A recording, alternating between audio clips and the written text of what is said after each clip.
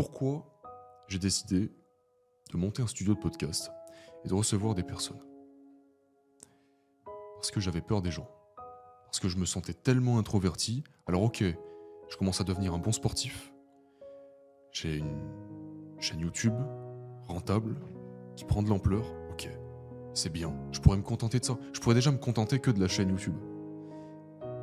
Je ne lâche pas mon sport, j'ai les deux. Mais je me rends compte que ces 4 années de travail à temps plein, intensif, seul, m'ont rendu sauvage en fait. Je suis complètement décalé avec la société, quoi. Je veux dire, je sais même pas si je suis capable d'avoir une vraie discussion, quoi. Waouh. Et pour la vie que j'ai choisie, ça, c'est pas acceptable.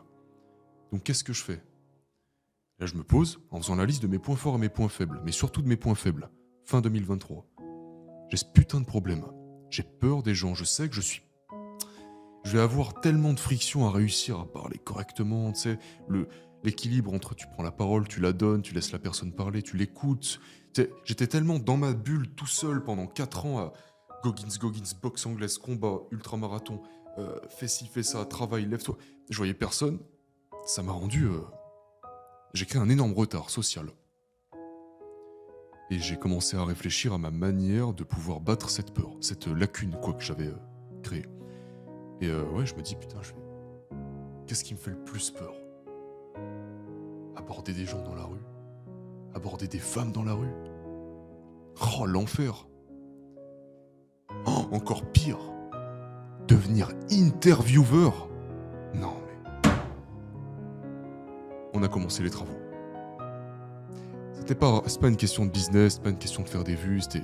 D'ailleurs, ça même pas... Je lui ai pas donné une forme pour que ça perce, tu vois. C'était ma façon de travailler l'aspect social de ma vie. Mais d'une manière intensive. Je reçois une première personne, j'étais pétrifié à l'idée du blanc, de pas réussir à mettre à l'aise la personne. Et en plus de ça, c'est ma première apparition sur ma chaîne. Alors au début, j'avais peur de me montrer face cam parce que j'avais encore honte. J'étais pas sûr j'avais peur du regard des gens, j'avais peur Puis vu que je me suis pas montré pendant 4 ans et les gens se sont fait une image de moi, je recevais des commentaires parfois de mecs qui me disaient mais putain, j'ai hâte de connaître le parcours de la personne qui traduit parce qu'il doit avoir 40 ans, il doit avoir une vie de fou et tout. Moi je voyais ça, je me disais mec, t'es conscient que j'ai 18 piges et que j'ai peur encore de tout?